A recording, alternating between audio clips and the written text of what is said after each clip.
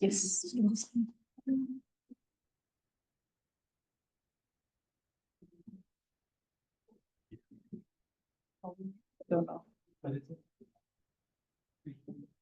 Good morning, everyone, online and in-house. It's my great pleasure to introduce another seminar about our seminar series. This time is Cornel-Mari du Preez. She's an intern, SASTA intern here at SAIAB, but she has completed her master's. In fact, she's done undergraduates, honors, and her master at the University of Northwest University. And her master specifically has moved towards the marine. So honors, you were doing aquatic ecology, and then moved on to the marine realm. And today she's going to give us a summary of her master's project. Off to you. Thank you, Prof. Thank you, everyone, for being here. So, yeah, let's start. Okay. So, plastics have become used in daily life. It's cheap, durable, lightweighted, unmalleable. Therefore, there's unlimited of possible applications for it. However, the bad news of microplastics and plastics are becoming more and more visible, threatening the environment. So 70 to 80% of marine pollution consists out of plastics, and 80% of these plastics originate from land-based sources, whereas the rest comes from ocean-based sources. So what is microplastics? Microplastics are tiny synthetic compounds between 5 millimeters and 1 micrometer. It can be classified into two categories, primary and secondary microplastics. So primary microplastics are purposely manufactured to be small size. It's commonly used in industrial abrasives and cosmetic and household products, whereas the secondary microplastics are when a larger plastic breaks down into smaller particles. So when microplastics are in the ocean, it can either sink or float depending on its density. These microplastics can then be ingested by organisms via ingestion, water filtration, or it can get trapped on the body surface of an organism and thereby bioaccumulate and biomagnify and biotransfer along different trophic levels. But so what? Why does this matter?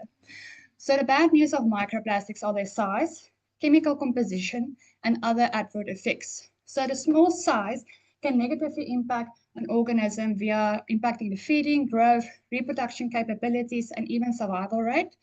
Toxic substances can leach out of microplastics, and then microplastics can act as a vector for toxic metals, persistent organic pollutants, biofilms, and even parasites.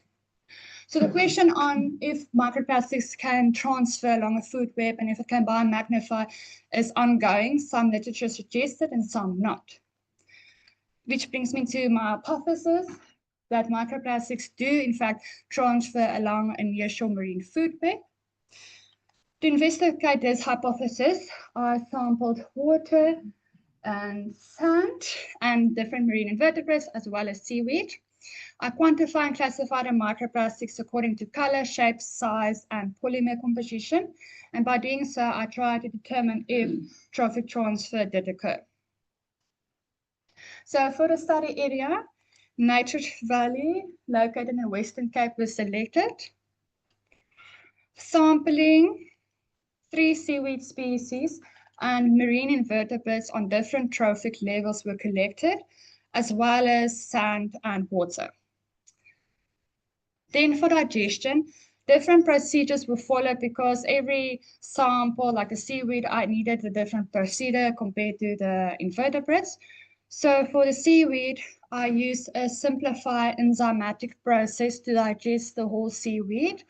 And for the primary consumers, just a note, we digested the whole organism, not only a specific organ or only the outside or the inside. We digested everything.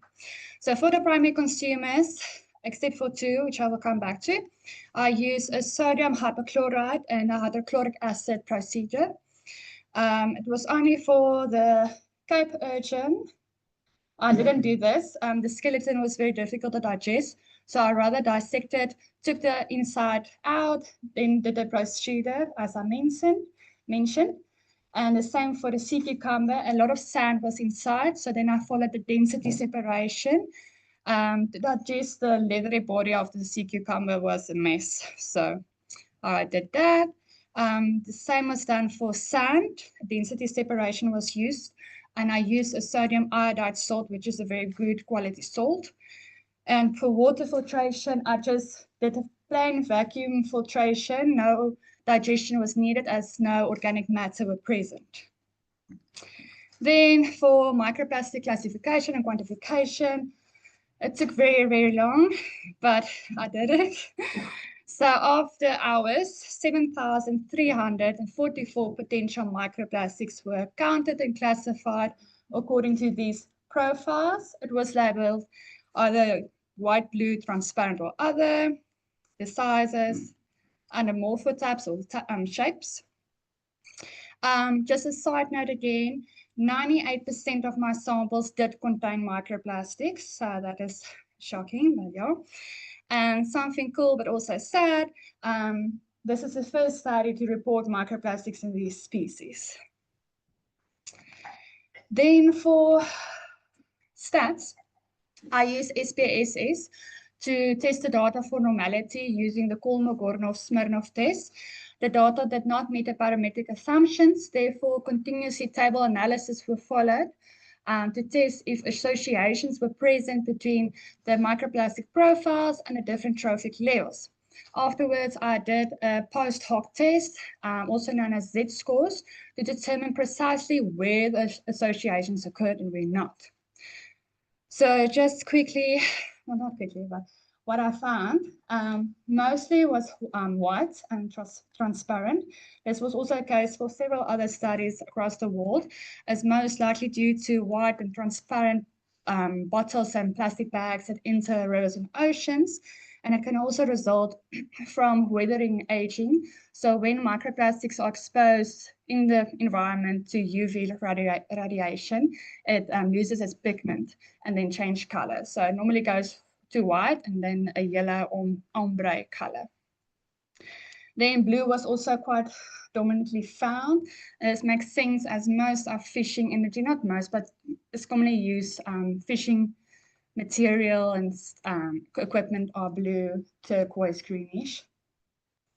Then fibers were mostly found, and I don't want to generalize, but if you open a microplastic article, you will see it is always fibers most of the time. And this makes sense as synthetic fibers, when you wash your clothes, fibers break down, fishing industry and fishing activities. So, yeah. A wide variety of different sizes were found across the different trophic levels. Then for the polymer composition, I didn't explain in a lot of detail what I did with my method. So I had a big sample, and then I only selected one individual per species group. So I had a sub-sample group just to make the processes quicker and faster because the FDR machine gave a bit of troubles, and I had to travel and so on. So just note of that. So PA were mostly found, followed by PP and PE. This also makes sense because these polymers are mostly used in the fishing industry. The material consists out of these polymers. Then to answer the question on trophic transfer. So when the Pearson-Karlsruhe analysis rejected the null hypothesis of no association, you assume, okay, there is association. And a potential reason for this can be due to trophic transfer, but not solely only that. It can be that the organisms were all exposed to the same type of color in the environment by that time. But I went with the one explanation saying, okay, this is due to trophic transfer. So only blue and other colored had an association across the entire food web. Then for the morphotypes, I just want to mention here, microplastics sometimes, or plastics sometimes, have a chemical or an adverb that is phagostimulants. And this chemical can sometimes motivate an organism to ingest a microplastic because it mimics the prey. So it smells like food, so I'm going to eat you. So sometimes there's stuff in that motivates ingestion. Then fragments and fibers only transfer until the primary consumers. Interesting enough, some studies have found that tertiary consumers are able to remove microplastics quite quicker and realize, okay, this is not my food, or this is not food, so I'm going to get rid of it, than primary consumers. The same with sizes, they interact differently. It can be due to the mouth opening of an organism, that this is too small, so the fiber is too big, so it's not going to enter. There's a lot of explanations. Again, for the polymers, PA polyamide is the only one that trophic transfer that occurred across the entire food web. And then additionally, I did a polymer risk assessment, also known as a polymer hazard index. So this assessment is done to determine the potential ecological risk.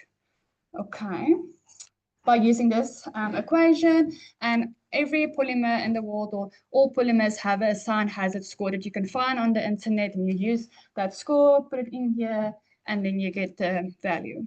So far, this is the first study to determine this index for primary producers, or more specifically seaweed. So making it this study the first for this. So for the primary producers, I found an average score of 42, which is a medium. And this is most likely due to the presence of PA, PE, and PP, and they have a very low value in general because they are chemically inert, meaning they don't release the chemicals, but they are still harmful. Then for the primary consumers, and the other consumers as well, we found a very high score for this species, the rib-false limpet. And this was likely due to the presence of PU. This is a very dangerous polymer. It's commonly used, the foam of your bed, cushions, the foam. It's also used in ships for buoyancy and insulation. So yeah, that polymer changed all the equations, make it very dangerous. And then in conclusion, after the chi-square analysis and looking at the associations between the different the profiles of microplastics, we came to the conclusion that partial trophic transfer did occur. Please note that this study was conducted in an uncontrolled environment where multiple factors are in play, and stuff happens that we didn't have control over it, and who eats who and what eats what and all that. And then the polymer risk assessment found that the polymers found at Nature's Valley pose a high risk for the environment. Thank you for listening. Thank you so much, Cornel-Mari. Now you know that the war against plastics is further. I've got another action warriors. I know that there's a few of you. I'm going to take some questions from the audience, and then we're going to see online if there's anything. Any question from the crowd? Yes, Sue. You might have to be either very loud, because I don't know if the people online will be able to hear, or come a little closer. Okay, closer. Is there a reason you chose what we would consider a pristine site over a more populated or developed area? No, we had connections in Nature's Valley, making permits and access to the site just easier. So there wasn't the scientific reason for selecting Nature's Valley. Good question, though. I think if you find something, yes. I just want to, one of your slides, you said 90% of the samples contained a particular type of microplastic that originated from fishing activities or that kind of. So 70 to 80% of marine pollution are plastic. 80% of that plastic originate from land-based sources, and the rest is from ocean-based sources. So the 20%, if you split it, the 20% is land-based, which is shipping or spills. Yeah. And then, can I follow? Yeah. So microplastics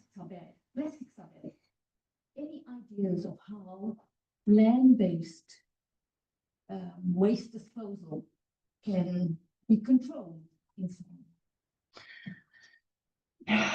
Yeah.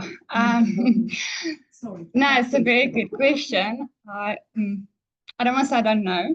There's a lot of ideas. Practical in our country, I don't know. The open landfills in the country, when taking it everywhere, I think we can start there. And then I know our sewage systems are not, it doesn't take microplastics out, so we can start there as well. If you wash your face or doing washing, those water just goes into the system, and it's like outlets in the ocean, it just goes out. It's not treated for microplastics.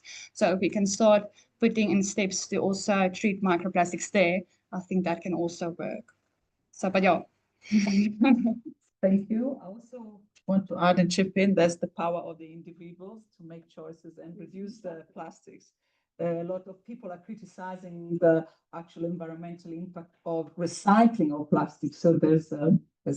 Is there anything online? Oh, sorry, yeah, Laura. Yeah, quick question about water sample. Was it just one scope, or was it correlated with like wave motions, tidal times, and also like peak season where there's a lot of tourism happening around the area, or was it just one scope? Because of the settlement of some particular microplastic in terms of their density, surely that will have like an impact, I think. Yeah, no, it will definitely. So I sampled during low tide, and then the water got trapped in the tidal pools, and then the denser plastics would have gone sink. So I did take that in consideration. Sorry for not mentioning it, but it makes sense. But I only sample once off during low tide, and not again. There is fishing activities happening at the rocks of the rocky shore where I was, but not a lot. And there is a pathway for a trail also passing there. So all of that were taken in consideration. But I hope you answer your question. Let's see if there's anything online. I'm coming back on the audience. Nothing online. So we can go back. Yes. I wanted to ask, why in terms of pollution risk assessment, you only talk about polymer as an index? So I wanted to ask, it can be biased because it only look at specific polymer types. It doesn't consider the location differences. So why not also consider pollution index contribution? So for that equation, you need the concentration. And as I mentioned, I didn't express my mind. Oh, I didn't mention that, but I digested my whole organism. So to get a equal for seaweed, for some organisms that had a shell, not a shell, like where are you going to find some level to compare everything to everyone? So that's why I didn't express it in concentrations, and I need concentrations for that equation. So I only could do that one equation because you don't need concentrations. You just need the number or amount. So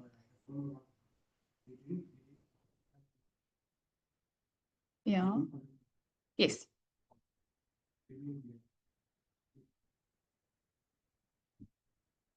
Yes, but then I only have it for water, not for the rest. So I can do it for the water at least, and for, yeah.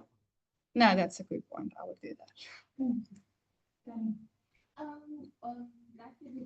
just have a question with regards to your sampling and also processing the sample in the lab. How do you account for contamination? Like, you and something you said you find a lot of fibres in your samples. Like, if the wind is blowing very strong that they collected, you've contaminated a lot of the samples. And so for you processing in the lab, there's a window that's open and there's multiple people making use of that lab. Like, how do you account for contamination? So controls or blanks were taken during sampling. So each time when I sample, there was a glass beaker or some controls taken, and the same in the lab. And I wore a yellow special lab coat, and also worked in a lab that I only had access in, so nobody else worked there, in a fume hood as well, so that there's no contamination, but contamination always occurs on like unlucky. So I always have controls, and I also checked my controls, and if I found microplastics in my controls, I subtracted from the original to say, okay, this is likely due to microplastics. If I had similars in my other samples, I subtract that to, yeah. We've got a question online from Kubonga. Thanks, Cornel-Mari. Do you know if primary consumers like zooplankton uptake microplastic? I say this because many fish consume zooplankton, meaning that they could be transferred up the food chain. Yes, studies have found that zooplankton also ingests microplastics, and you get a form below microplastics, so it's nanoplastics as well. So yes, they do.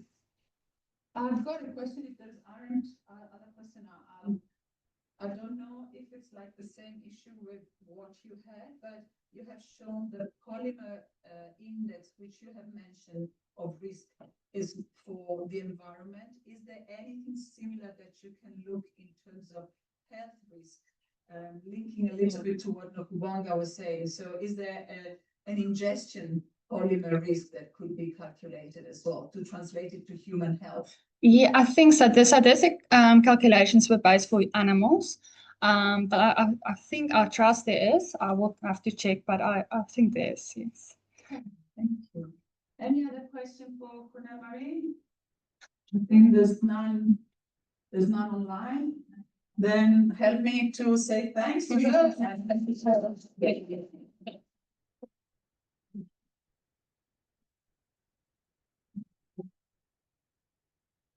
You know, so many questions. For example, you put primary consumers